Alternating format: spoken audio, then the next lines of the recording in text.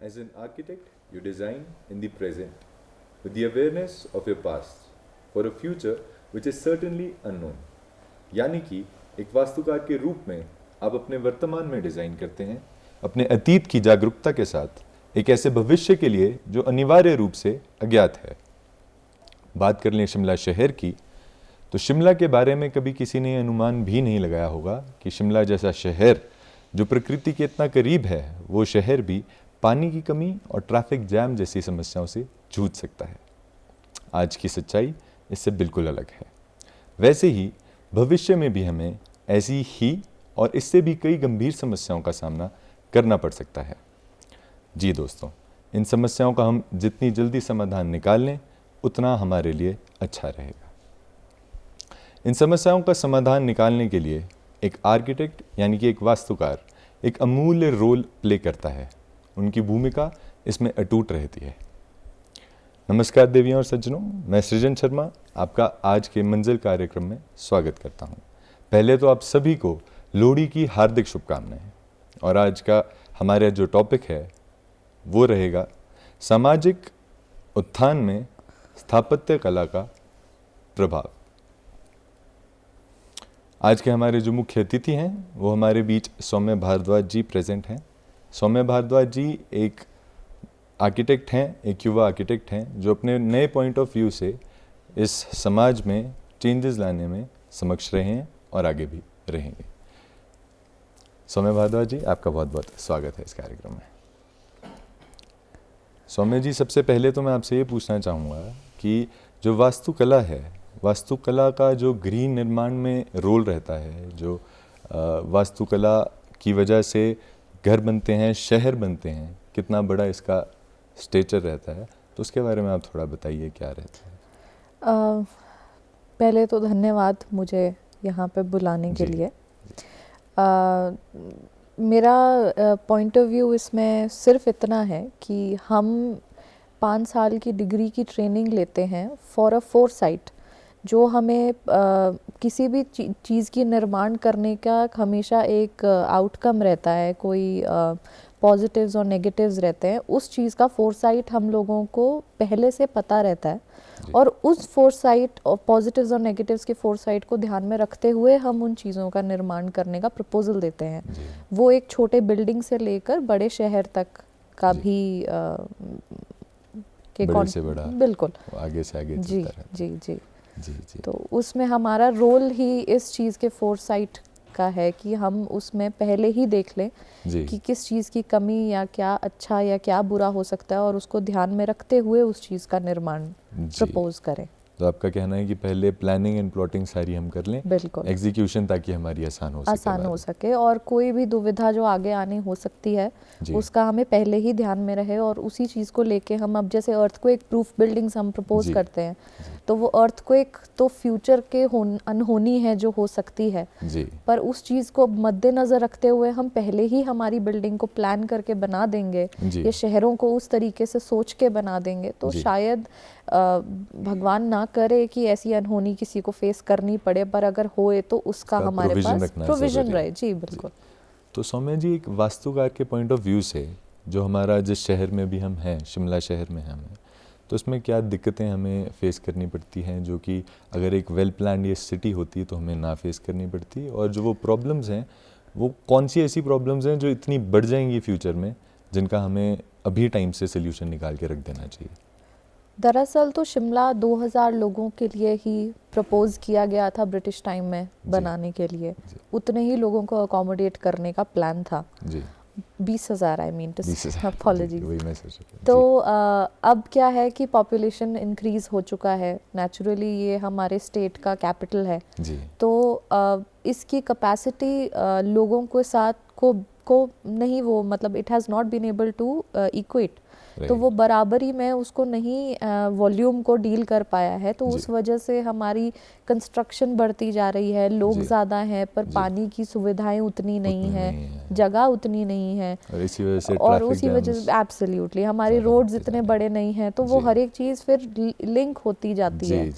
अब इसकी वजह से यही प्रॉब्लम हो गई है कि हमारे रोड्स छोटे पड़ गए हैं लोगों की पॉपुलेशन के हिसाब से।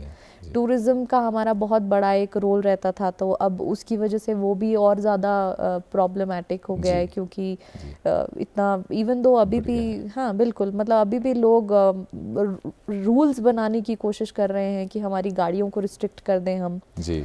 और ये कि हमारे कुछ रोड्स रिस्ट्रिक्टेड है हमारे शिमला में, but that is not the only thing that will solve the problem.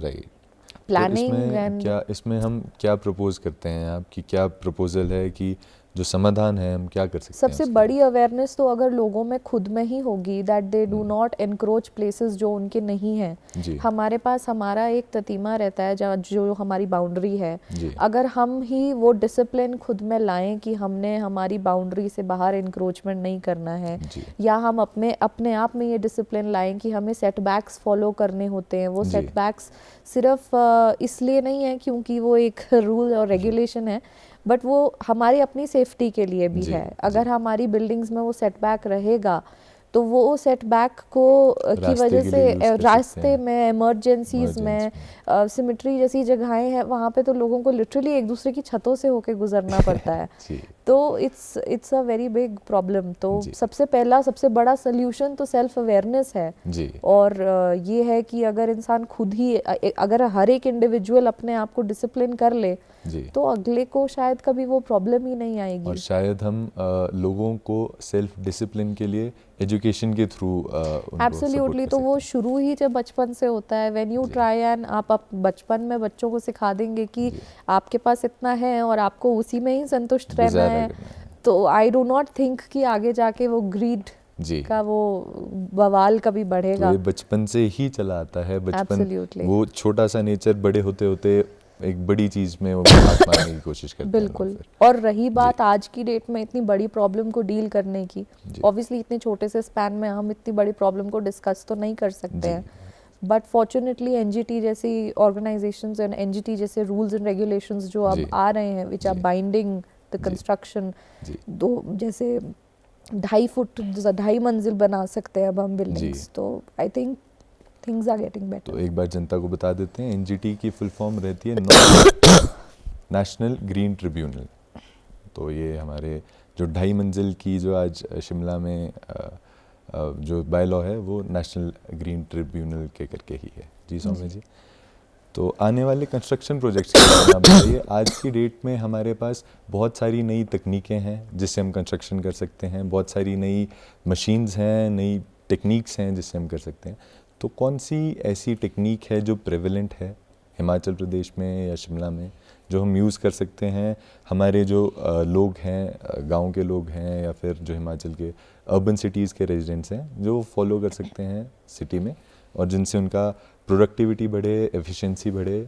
वैसी कौन सी नई टेक्निक्स? आजकल बहुत सारे प्रीफैब स्ट्रक्चर्स हैं जो कि आ रहे हैं। वो ना ही सिर्फ हमारा कंस्ट्रक्शन टाइम रिड्यूस करते हैं, पर वो लाइट वेट भी होते हैं, और भी बहुत सारी ऐसी सुविधाएं सी बन गई हैं जी। जैसे आपकी ऐश फ्लाई ब्रिक्स हैं, वो सस्टेनेबल भी हैं, वो हमारी इकोलॉजी के लिए भी अच्छा इफेक्ट रहता है जी। सस्टेनेबल स्ट्रक्चर्स बनाते हैं, वो हमारे एनवायरनमेंट को भी हार्म नहीं करते हैं जी। जैसे पहले के ज़माने में काटकूनी का काम होता था तो उसमें पत्थर और लकड़ जो लोकली सोर्स होता था उससे करते थे जी। आज की डेट में लोग सीमेंट कंस्ट्रक्टेड बिल्डिंग ज़्यादा बनाते हैं क्योंकि उसकी अवेलेबिलिटी और रिसोर्स ईजी हो गया है। सिमिलरली अगर हम वापस हमारे उसी फॉर्म में वापस जाएंगे जहाँ हम हमारे लोकली सोर्स मटेरियल को यूज़ करना चाहेंगे तो अवेलेबिलिटी और उसका बैलेंस फिर बन जाएगा जी। हाँ, थोड़ा इसमें हमारे को इजीली अवेलेबल है, आपने बिल्कुल सही कहा। इजीली अवेलेबिलिटी की जो हमारे को मैन पावर चाहिए इसमें वो उतनी ज़्यादा नहीं चाहिए जितनी उसमें चाहिए होती थी, तो इजी, और उसकी वजह से टाइम ड्यूरेशन की वजह से हमारे, और जैसे आपने कहा प्री फैब्रिकेटेड स्ट्रक्चर्स में वो टाइम एफिशिएंसी हमारी और ज़्यादा बढ़ जाएगी, और ज़्यादा प्रोडक्टिविटी हमारी बढ़ जाएगी, समय हमारे को और कम लगेगा। तो उन चीज़ों की तरफ हम धीरे धीरे चल सकते हैं। बिल्कुल। अच्छा सौम्य जी, अभी एक करंट अफेयर्स के बारे में बात कर लेते हैं। आजकल एक जोशीमठ का बहुत ज़्यादा हमारे को वर्णन होता है हर बातचीत में, तो तो जो ये जोशीमठ में हो रहा है, ज़मीन धंस रही है, अभी आज सुबह ही न्यूज़ में पढ़ रहा था, तो 7.5 सेंटीमीटर तक वहाँ पे ज़मीन धंस गई है। कई 100 के हिसाब से वहाँ पे लोगों ने घर खाली कर दिए गए हैं वहाँ पे।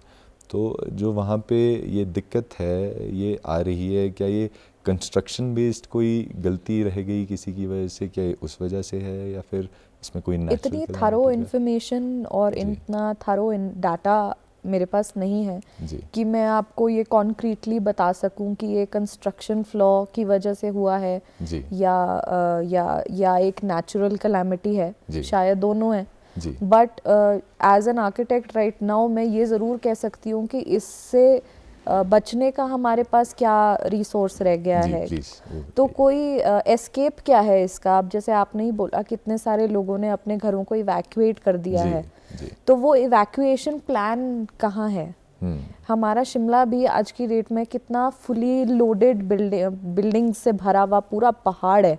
अगर आप रात को देखें तो वो बड़ी सुंदर दिवाली जरूर लगती है, पर अगर दिन दिहाड़े देखें तो आपको दिखता है वो कि आपको एक पेड़ ना दिखे उस पूरे, एक पूरा कंक्रीट जंगल। एब्सोल्युटली। तो उस भगवान ना करे वो सिचुएशन आए कि कभी हमें ऐसी कोई सिचुएशन यहाँ शिमला में फेस करना पड़े, तो हमारा इवैक्यूएशन प्लान क्या है? जी, तो we do not have that evacuation plan. हमारे पास बहुत से ऐसे लोग हैं, बड़े आर्किटेक्ट्स हैं, फॉरेनर्स भी हैं जो कि इमरजेंसी और इवैक्यूएशन प्लान्स में काम कर रहे हैं। वो ऐसे प्रीफैब स्ट्रक्चर्स बना रहे हैं जो कि बहुत जल्दी बिल्ड हो जाते हैं, ताकि भगवान ना करे पर अगर ऐसी सी स्थिति आती है तो लोगों के पास एस्केप जल्दी के लिए जगह हो और एक रहने के लिए उनके पास टेम्पररी अकोमोडेशन तो ये भी अपने आप में एक बहुत बड़ा स्कोप है जहाँ पे लोगों, और इम्पोर्टेंट भी है। जैसे कि अभी जो जोशीमठ में इतने सारे लोग गए हैं, उनको वहाँ पे अकोमोडेट करने में परेशानी आ रही है, कहाँ वो जाएंगे, वो सारी चीज़ें। तो ये जो हमारे तो वही जो वो प्रीफैब स्ट्रक्चर्स हैं, प्लस अगर कोई इन चीज़ों में इंटरेस्ट ले कि हमें एस्केपिंग के टाइम पे या इमरजेंसी रेस्क्यूज के टाइम पे टेम्पररी हाउसिंग बनाने का कोई समाधान ढूंढना होगा, सो दैट भगवान ना करे पर फ्यूचर में कभी अगर प्रोविजन रखना तो हमारा बिल्कुल फर्ज बनता ही है, क्योंकि अगर हम प्रोविजन नहीं रखेंगे, जो भी अर्थक्वेक रिलेटेड हमारे स्ट्रक्चर्स बनते हैं हर चीज़ में प्रोविजन एक एक्स्ट्रा चीज़ का रखा ही जाता है। इवन स्ट्रक्चर में भी मेरे हिसाब से जो बिल्डिंग का स्ट्रक्चर बनाया जाता है वो काफ़ी वो किया जाता है। सौम्य जी, ये काफ़ी इन्फॉर्मेटिव था। सेकेंडली मैं आपसे एक चीज़ पूछना चाहूँगा, आज की डेट में जो हिमाचल हमारा पूरा प्रदेश है, पूरे प्रदेश में ये एक चीज़ है कि आर्किटेक्ट वास्तुकार के पास लोग झट दे के नहीं चले जाते। मतलब उनको ऐसा लगता है कि जो मिस्त्री ने कह दिया वो मिस्त्री की बात तो जी पत्थर की लकीर है। हालांकि जो मिस्त्री जी काम कर रहे हैं वो इरिप्लेसेबल है, उसको एक आर्किटेक्ट रिप्लेस नहीं कर सकता किसी भी मायने में। पर क्या जो मिस्त्री कर रहे हैं वो एक आर्किटेक्ट को रिप्लेस कर सकता है? ये तो बहुत ही कंट्रोवर्शियल स्टेटमेंट है, but like I would say कि हमारे मिस्त्री को तो हम बहुत पूजनीय हैं हमारे लिए। बट हाँ, ये ज़रूर है कि आई थिंक इस केस में प्रॉब्लम विजन में आती है। जो हमारे क्लाइंट्स हैं, मैंने भी कई लोगों से इंटरेक्ट किया है और उनका यही कहना रहता है कि अगर किसी चीज़ की विजुअल अंडरस्टैंडिंग मुझे अच्छी है, मैं समझ पा रही हूँ उस चीज़ को, क्योंकि मेरे साथ ऐसा बहुत बार हुआ है क्लाइंट्स के साथ कि उनको मैंने कोई चीज़ करने को बोली है और मैंने कहा कि ये बहुत अच्छा लगेगा, और जब उन्होंने वो नहीं किया होता, उन्होंने कुछ और किया होता है, तो घूम के वही करना पड़ जाता है जो मैंने कहा होता है। तो they hesitate because they can not imagine कि वो कैसा दिख सकता है पहले ही। तो वो जो लैक ऑफ विजुअलाइजेशन है उनको वो मिस्त्री के करवे के बाद में ही समझ में आ पाता है। पर आज की डेट में मेरी समझ में कुछ एक सॉफ्टवेयर जैसे हैं, एब्सोल्युटली मैं उसी पे आ रही थी कि आज की डेट में लेकिन इतने हाई एंड सॉफ्टवेयर्स आ गए हैं कि आपको बहुत रियलिस्टिकली आपका घर या आपकी जगह कैसे दिखेगी वो बन के दिख जाता है पहले ही। तो ये है कि बस वो अवेयरनेस होनी चाहिए, वो रिसोर्स होना चाहिए कि ऑल योर मनी जो आप पहले लगाएंगे एक आर्किटेक्ट पे, वो प्लानिंग करने में, वो डिज़ाइनिंग करने में, वो 3D बनाने में, वो गुड इन्वेस्टमेंट है। और ओवरऑल आपका जो है वो जो आपका ओवरऑल पैसा, जो आपका ओवरऑल बजट है वो बच जाएगा, क्योंकि आपने शुरू में वो प्लानिंग में सफिशिएंट टाइम और एनर्जी लगाया है। जी, और जो हमारे इंटीरियर्स के भी सॉफ्टवेयर्स हैं हमारे पास, अंदर से हूबहू जैसा हमारा घर बनना है, हम हूबहू वैसा नक्शे में उतार सकते हैं। कलर से लेके बेडशीट से लेके हर चीज़ में वो रहती है। मैं भी इसी प्रोफेशन से ताल्लुकात रखता हूँ, तो मैं आपकी बात बिल्कुल समझ पा रहा हूँ जी।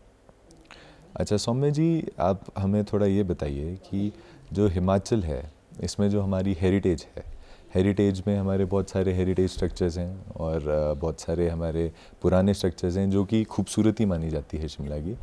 तो जो वो स्ट्रक्चर्स हैं उन स्ट्रक्चर्स में क्या वो रह सकता है, हमारा जो हेरिटेज कल्चर है उसको हम मेंटेन रख सकते हैं? अगर रिफर्बिशमेंट या फिर रेनोवेशन हम करना चाहें तो वो हम कर सकते हैं, या फिर पूरी बिल्डिंग डिस्ट्रॉय करने का ही हमारे पास एक ऑप्शन रहता है? नहीं सर, मैंने आई वुड से हमारी फील्ड में ऐसी बहुत सारी मास्टर्स में आगे सब फील्ड्स हैं जी। जैसे कॉन्जर्वेशन अपने आप में एक बहुत बड़ा एक स्पेशलाइजेशन है आर्किटेक्चर में जी। तो वो कॉन्जर्वेशन इन आर्किटेक्चर वो है ही इसी चीज़ में डील करता कि जो हमारे पुराने ढांचे या पुराने स्ट्रक्चर्स हैं जी, उनको वो उनकी एंटिटी के साथ कैसे रिटेन करके संभाल सकें। जी। तो अब जो हमारा अलग अलग प्रोजेक्ट पे अलग अलग चीज़ें निर्भर करती हैं। अगर कोई बिल्डिंग है जो बिल्कुल ही सेफ नहीं है, स्ट्रक्चरली सेफ नहीं है, तो उसमें तो अब वही हमें ऑन साइट डिसीजंस लेने पड़ते हैं, स्ट्रक्चरल डिसीजंस लेने पड़ते हैं कि वो ढांचा गिरे भी ना, वो रिटेन भी हो जाए और वो अंदर से हैबिटेबल भी रखें। एब्सोल्युटली, कि वो ढांचा बिल्कुल ही ख़राब ना हो और हम हमारे उसके पुराने हेरिटेज की जो उसकी वैल्यू है उसको भी ख़राब ना करें। जी जी जी। बट अगेन ये बहुत सारी चीज़ें बहुत सारे फैक्टर्स पे डिपेंड करती है। तो वो सारी टेस्टिंग एंड असेसमेंट एंड बहुत सारी डिस्कशंस और बहुत सारे पेपर वर्क उन सब बाद ही हो पाता है, इवैल्यूएशंस के बाद। तो ये वास्तुकार के बाद आपने हमारे को मास्टर्स के बारे में भी थोड़ा बताया कि मास्टर्स में हमारे पास बहुत सारे आगे ऑप्शंस रहते हैं। बिल्कुल। उन ऑप्शंस के बारे में थोड़ा थोड़ा हमें बताइए कि और उनके उस स्पेसिफिक फील्ड में आगे क्या एज ए जॉब अपॉर्चुनिटी या फिर किस टाइप के प्रोजेक्ट आप उसके बाद एज एन आर्किटेक्ट ले सकते हैं, कर सकते हैं? बहुत ज़्यादा फील्ड्स हैं हमारे पास। अर्बन प्लानिंग है, अर्बन प्लानिंग में आप वही जो हम पूरा शहर की डिज़ाइनिंग की बात कर रहे थे, उसमें आप बेसिकली पूरे शहर में सब जगह हर एक चीज़ की सुविधा अच्छे से प्रोवाइडेड है कि नहीं है। एक स्कूल या हॉस्पिटल या कोई मेडिकल एड या कोई बस स्टॉप, ये सारी लोकेशंस हर एक रेजिडेंशियल एरिया के ऑप्टिमम डिस्टेंस पे हैं कि नहीं, बराबरी पे हैं कि नहीं, उन सब चीज़ों की स्टडी है कि वो सब जगह को सुविधा और आराम से सब चीज़ें मिल रही हैं कि नहीं, इसी की स्टडी है। अर्बन डिज़ाइन है, अर्बन डिज़ाइन में आप छोटी छोटी चीज़ों या छोटे छोटे एरियाज़, शहर के एरियाज़ में आप कैसे उसको एस्थेटिकली अच्छा बना रहे हैं कि उस शहर की अपनी आइडेंटिटी भी रिटेन है, अपनी पहचान बन भी रही है। और वो जैसा कि हमें शिमला से चंडीगढ़ जब हम जाते हैं तो एक जो डिफरेंस हमारे को प्लेन्स टेरेन में डिफरेंस हमारे को दिखता ही है, टोपोग्राफी में तो डिफरेंस दिखता ही है, बट एक जो कैरेक्टर है वहाँ का जो मेंटेन्ड है उसमें भी हमें difference the word character is such an important word here. वो जो कैरेक्टर है आपको किसी भी जगह का इसलिए याद रहता है because there is a certain way you have felt in a certain place. आप किसी एक जगह पे जाते हैं तो आपको एक अलग वाइब आती है, उस जगह की अपनी सुंदरता को आप अपने आप पहचान पाते हैं because of the way it looks, the way it feels. तो वो लुक्स और फील्स आते ही हमारे डिज़ाइन एलिमेंट्स से हैं, उन्हीं डिज़ाइन एलिमेंट्स को जिनको हम प्लान और तो ये आपका अर्बन डिज़ाइन के अंदर आ गया। ये अर्बन डिज़ाइन, लैंडस्केप डिज़ाइनिंग होता है। Landscaping is all about plants and greenery around you.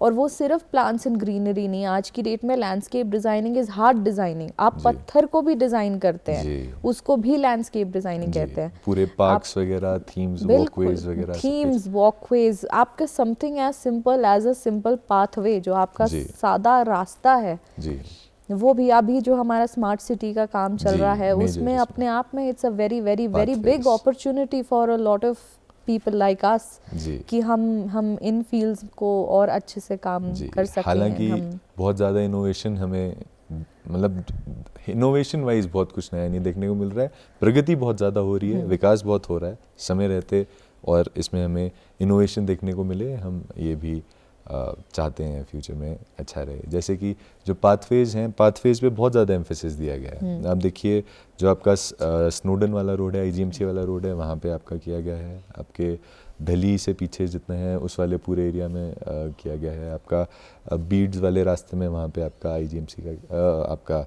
Pathways का किया शिमला की आइडेंटिटी ही चलने से है, तो आप उस जगह को अप्रिशिएट ही तब ज़्यादा कर पाएंगे जितना आप उसको फिजिकली एक्सपीरियंस करेंगे। एक गाड़ी में आप 60 की स्पीड में इधर से उधर पहुंच जाएं, आप तो उसको एक्सपीरियंस ही नहीं कर पाएंगे। Exactly as much as you will experience जब आप उसको पैदल चल के देख पाएंगे, एक छोटे छोटे डिटेल को देख पाएंगे। तो उसी चीज को एम्फसाइज करते हुए, आजकल तो माहौल भी ऐसा है सौम्या जी कि जो पैदल चल रहा होता है वो गाड़ी वाले से पहले पहुंच जाता है। हाँ, बिल्कुल एब्सोल्युटली राइट। एक सही है, फायदेमंद ही चीज़ है जी। तो लैंडस्केपिंग हो गया हमारा। कुछ और भी एक आधी कोई हमारी फील्ड रहती है, प्रोडक्ट डिजाइनिंग भी कुछ होता है मेरे को जी। आज की डेट में product designing, furniture designing and interior designing and vastu अपने आप में एक बहुत ही बड़ा फील्ड बन चुका है, वेयर क्योंकि लोग बहुत कॉशियसली अपने घरों को आज की डेट में, इनफैक्ट ऑफिसेज को, घरों को, जगहों को डिज़ाइन करते हैं वास्तु को ध्यान में रखते हुए। जी। And many other fields, अभी it's not clicking but हाँ, जो आपका वो व्हीकल्स डिज़ाइन, हर चीज़ में एक आर्किटेक्ट का अपना रोल रहता है। आज की डेट में अगर कोई जॉब अपॉर्चुनिटी की मैं बात करूँ तो मतलब जॉब अपॉर्चुनिटी सिर्फ आर्किटेक्चर डिज़ाइनिंग की फील्ड में नहीं, आज की डेट में मैनेजमेंट की फील्ड में भी है।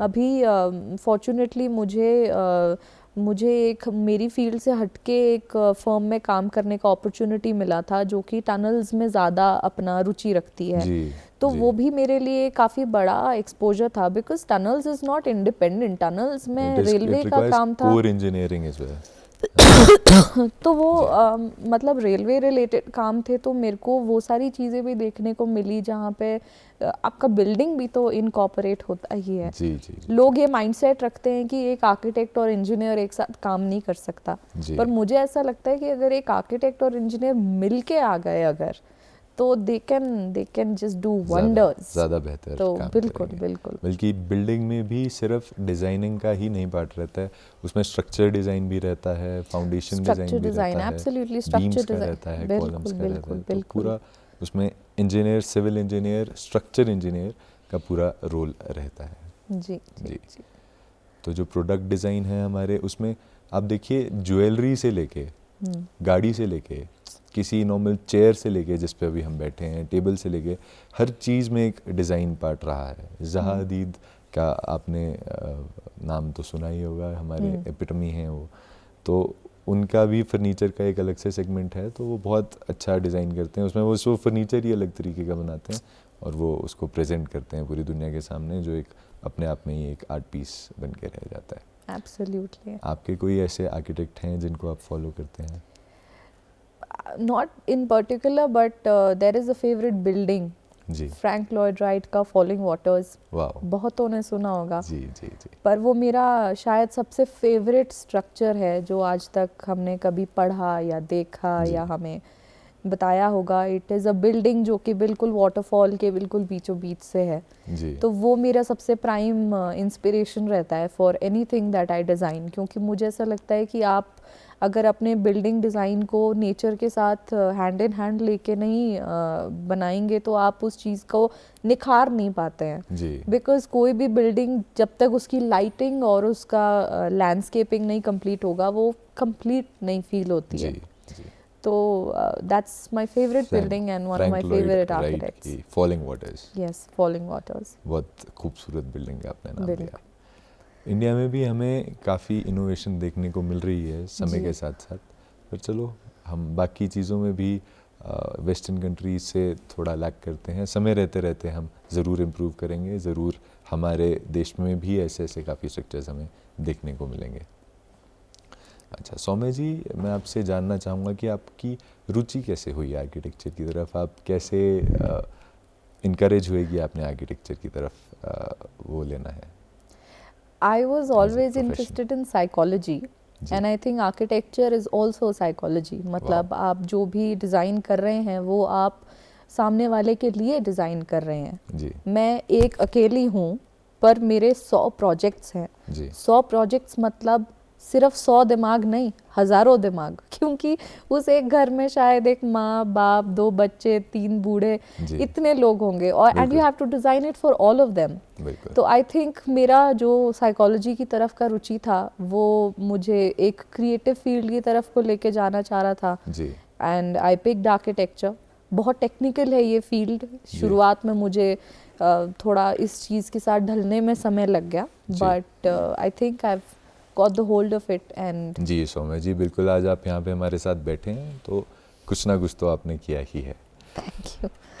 किसी ने बहुत खूब कहा है, अगर ऊपर वाले यानी कि भगवान का भी कोई पेशा होता तो वो ज़रूर एक वास्तुकला का ही होता, क्योंकि जैसे वास्तुकार एक बिल्डिंग बनाते हैं, एक शहर की डिज़ाइनिंग में ग्रस्त हो जाते हैं, वैसे ही भगवान भी इस विश्व की डिज़ाइनिंग में कभी ग्रस्त हो गए होंगे। इसी के साथ आपको मैं एक बार फिर से लोहड़ी की शुभकामनाएं देता हूं और सौम्या जी का एक बार हम धन्यवाद करते हैं हमारे साथ यहाँ पे जुड़ने के लिए। धन्यवाद दोस्तों।